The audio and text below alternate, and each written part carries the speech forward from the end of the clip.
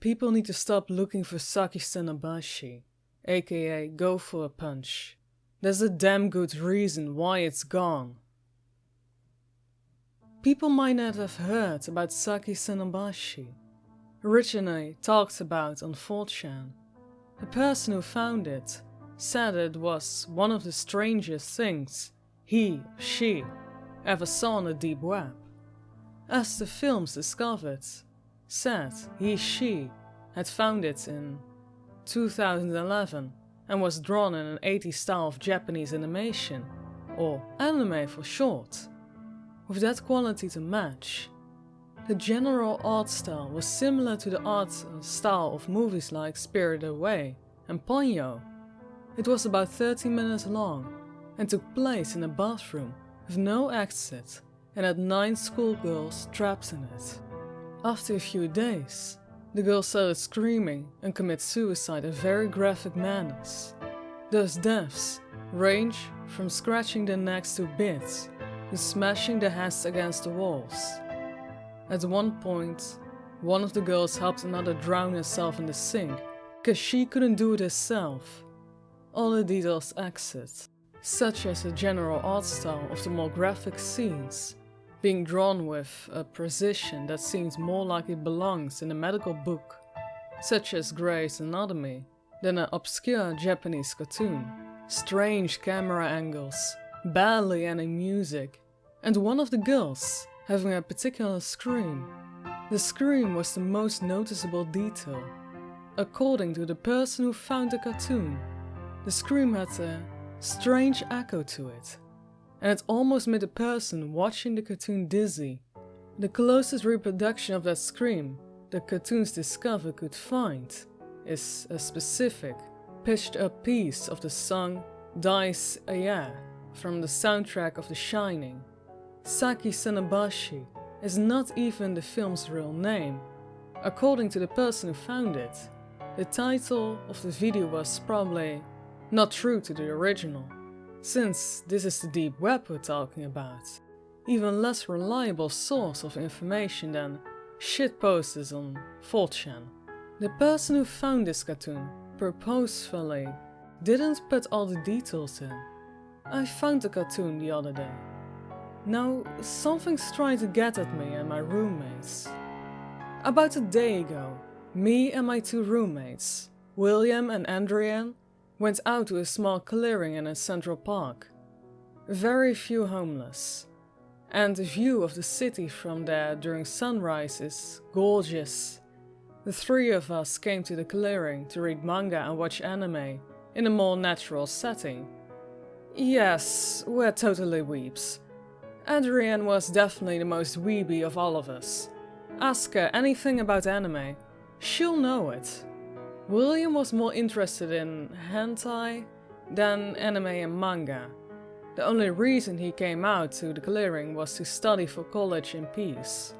As for me, I'm just a general fan of anime, if you could count someone who watches Gans, Asobo S-Base, and getting started with Fullmetal Alchemist Brotherhood, a fan.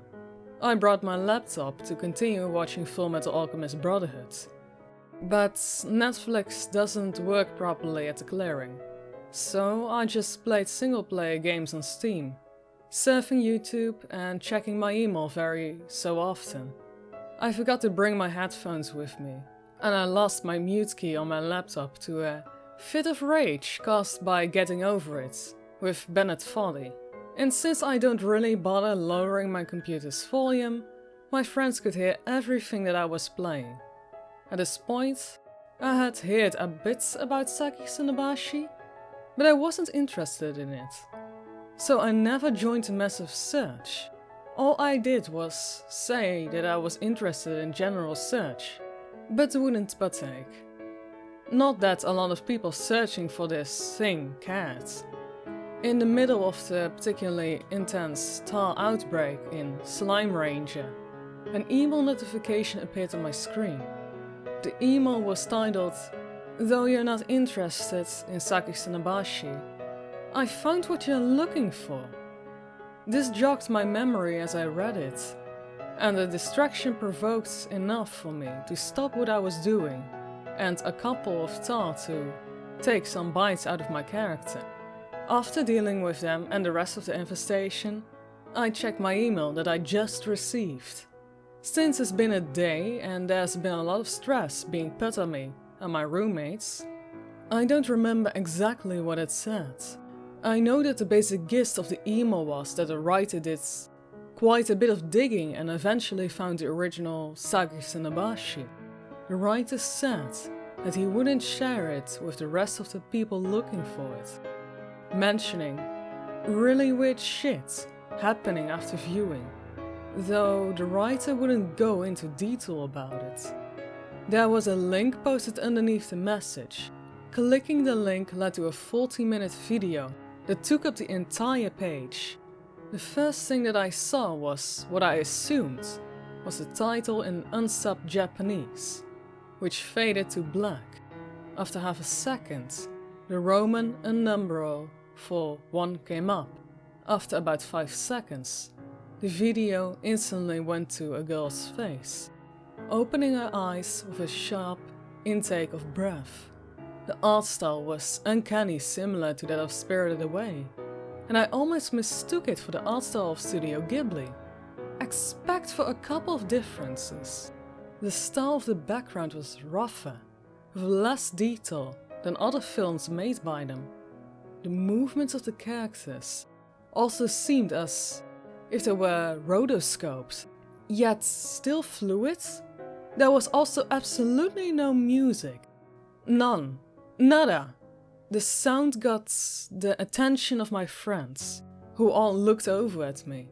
William went back to his studies, shrugging off the sound, almost recognizing the sound of an anime character. Adrian walked over and sat down next to me and passed the anime. Looking at me, she said, "What OVA is this? This isn't something I recognize." Looking at Adrian, I said, "I think someone just gave me a piece of lost media out of the blue."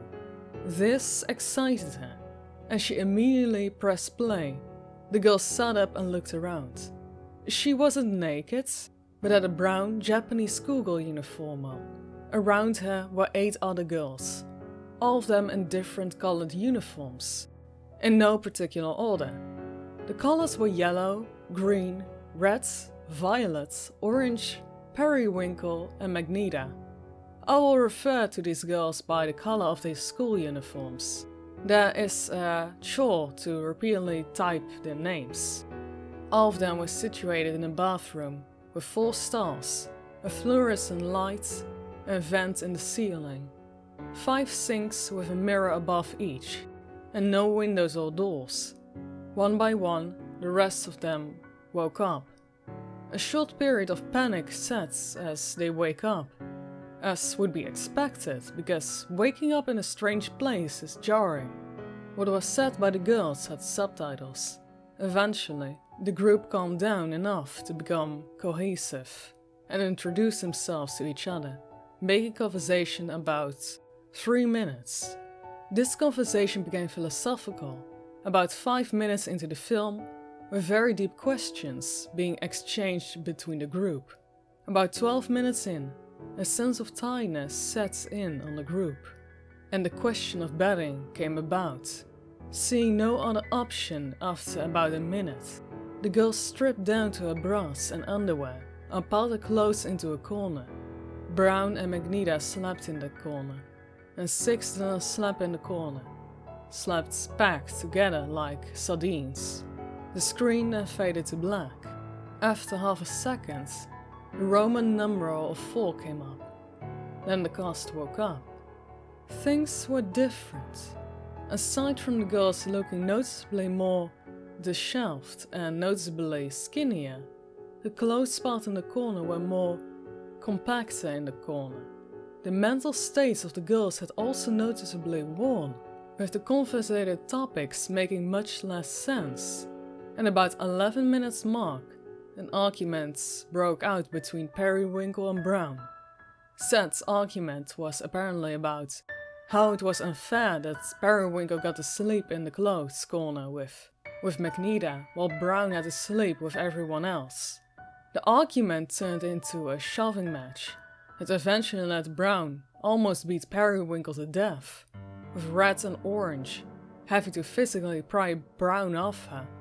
Apparently, during the time skip, what I assumed was Day 1 and Day 4, a semblance of government was created.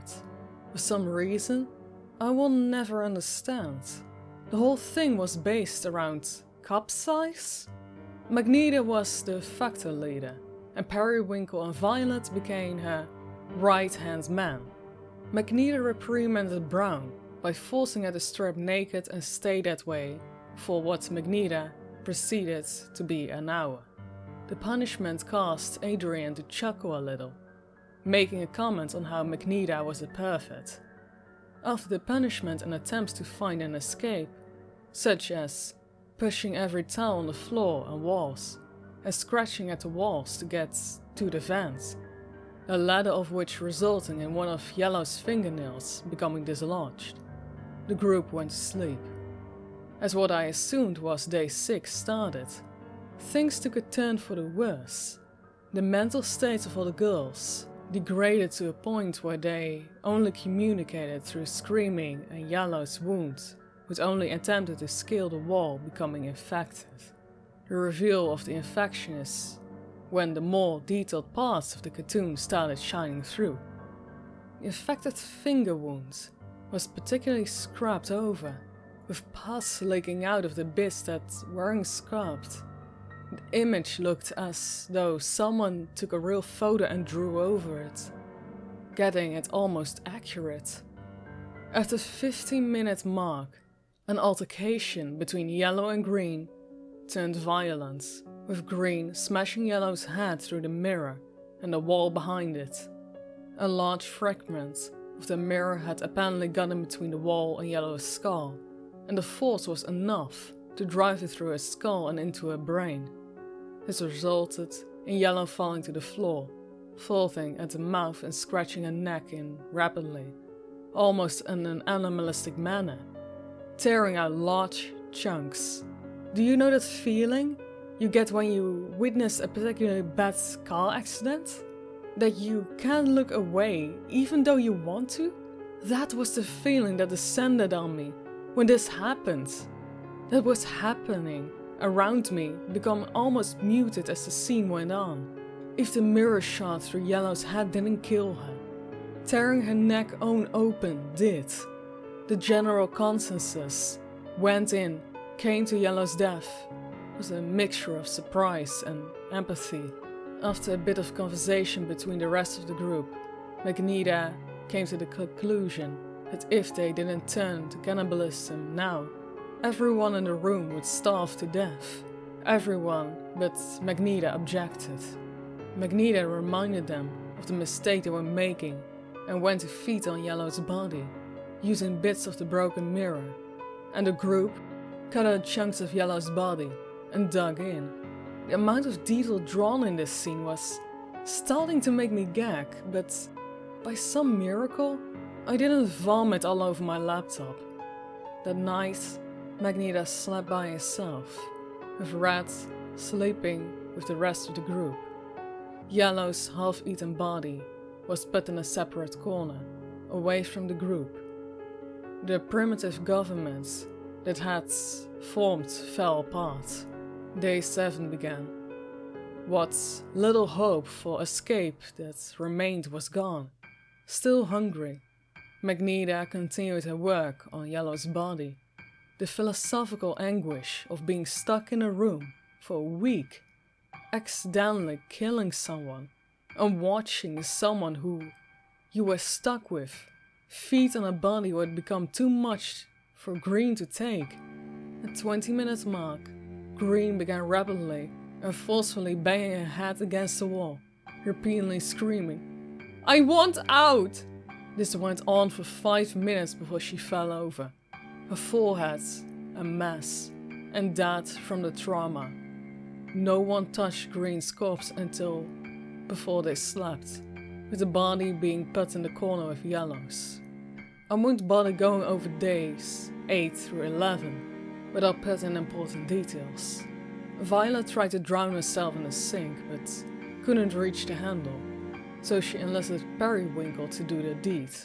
Periwinkle, feeling immensely guilty, did a flip and purposely landed on her head, breaking her neck with bits of bone jutting out of her skin. Orange gutted herself with a larger piece of broken mirror. Brown drowned herself in the toilet. On day 12, all that was left was Magneto and Red. Magneto had completely lost her mind, being completely covered in dried blood and occasionally eating from the now decaying bodies of Yellow and Green. She had cornered Red, who was curled up in the corner. Magneto was making almost suggestive comments, pondering the taste of Red's legs. When Magneto tried to stab Red, she tripped Magneto over. She got up and charged at Red, with Red managing to knock the mirror shard out of Magneto's hand and stabbing her in the ribs with it. The scream she made. God, the scream. It was shrill, sounded like a metal being dragged against a chalkboard, and probably would have deafened me if was wearing headphones. The sound reflectively made me cringe and cover my ears. The scream was 5 seconds long and was cut off prematurely with Magneto coughing up blood. Taking no chances, Red stabbed Magneto in the ribs again before stabbing her in the heart. Magneto kneeled over and died on the spot. After a few seconds of Red heavy breathing, she got her throat open with the mirror shard, sitting in the same corner with the other bodies who were piled up. The video then slowly faded to black and ended. I sat there, eyes wide in shock. I felt sick to my stomach. I got up, not noticing that Adrian and William were standing beside me, ran over to a bush and vomited twice. Having had enough of the cleaning of the day, I walked over to my laptop to packing it up and go home. At that point, I noticed that my two roommates looked at me. Adrian looking worse than I most likely did. William similarly looked extremely disturbed. When I picked up my laptop and shut it, William commented, "Dude, if you're gonna go searching the dark web for weird animated snuff films, do it in private and while we're out of the apartment. I think I need some strong brain bleach after watching whatever was left of that." I looked at him and said, "I think I need to do that too." As the three of us got our things together, I heard something from deep within the woods. It was that fucking scream again. The very sound that I'm pretty sure made the etching in my soul, and then I heard a scream again. This time farther away. I looked at William and at Adrian, and the two of them looked like they heard a scream too. Then we heard it again, and again, and again. We promptly booked it out of the woods. As we ran, the screams became more frequent and slowly converted into an ear-splitting cacophony that sounded close to us, but far away at the same time. We had footsteps that weren't ours, trailing behind us. While we ran through the streets to our apartment building, the screams got closer. Then we entered the apartment building that we lived in. The screams got even closer. We slammed on the locked door to our apartment to make sure that whatever was following us couldn't get in if it tried the doorknob. Whatever that fucking thing was, it sounded like it was right outside the door. William pushed the couch to the door, just in case the thing outside tried to get in. Adrian shut the blinds and made sure the doors and windows were locked. I went into my room and went back to the game of Slime Rancher to get my mind off the screaming, closing the websites that had a video. The game went on normally for about half an hour. just enough to get me to forget the screams. Then, a tar outbreak started. I was not ready for what happened next. The tar that had formed in the middle of the area of the Indigo Quarry, densely populated by slimes. The slimes in the area didn't make the cutesy scream upon the tar, spawning that I was used to. They made that damn scream I had, the volume just as loud. The sound startled me, almost making me fall out of my chair. After a short period of recovering, I paused the game and sat on the side of my bed to try and process what the hell just happened. Then I started hearing the screams coming from a shut window. William opened the door to my room and said to me, "This is fucking insane. That anime snuff film you just watched is on TV." He led me over to the TV and I could see that he wasn't lying. The real Saki Sanobashi was playing on what was supposed to be Fox News. I changed the channel to Animal Planet. It was playing on a channel too. I flicked through all the channels on the TV in our apartment had to offer. Every single one of them had Saki Sanobashi playing from the start to finish. At the moment I flicked back to what was supposed to be Animal Planet, I heard a knock on the door. Suggested to William and Adrian to look through the peephole, but neither of them agreed. Since no one else would do it, I slowly walked up to the door and looked through the peephole. There was nothing on the other side of the door. I told my roommates about this, but they refused to believe me. Going back to the bedroom, I opened one of the blinds to try and see if the same held true with the windows. Nothing was on the other side of any of the windows. No matter how hard I looked without unlocking the windows, there wasn't anything on the other side. Just the city and its people going through about their daily lives, completely oblivious to what was going on in our building. I'm not sure how long this nightmare is going to last. If anyone reads this, I'll tell you this now. If you find a copy of Sake Cinnabar anywhere, I strongly suggest you to avoid watching it. The OVA followed us to our apartment, and now we can't leave.